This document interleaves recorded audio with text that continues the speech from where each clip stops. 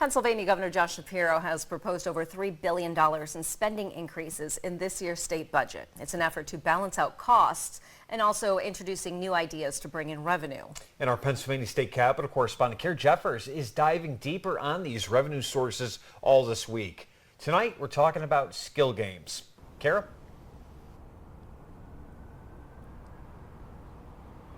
Good evening, Nick and Renata. This has been a hot button issue in Harrisburg for a few years now. Advocates for skill games say they are legally different from slot machines and serve a different crowd.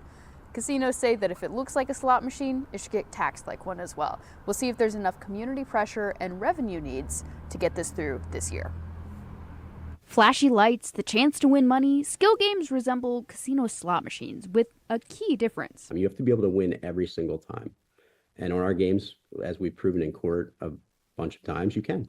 Pennsylvania courts have ruled the games are legal. Pennsylvania lawmakers have done nothing to regulate them. Now, a tavern might have one next to the jukebox, or VFWs and American Legion halls have a few. Use the earnings to help fund veteran help programs. They're specifically designed to be supplemental income to a going business. But with zero state restrictions, the consoles are everywhere, with no way for law enforcement to confirm if the machines are even legitimate skill games. Now there's actual storefronts that house 30 or 40 games that are really mini casinos. Criminal justice groups say the unrestricted access increases crime. Lawmakers want to regulate the games. The divide comes in how much this new industry should be regulated similar to the casino industry.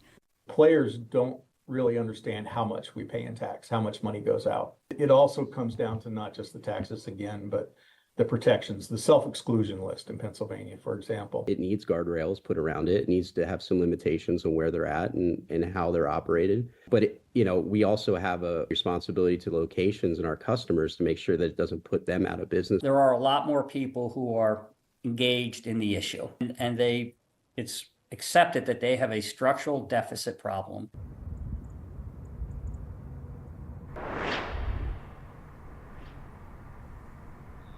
Shapiro proposed a 52% tax in his budget last week, the same as slot machines at casinos.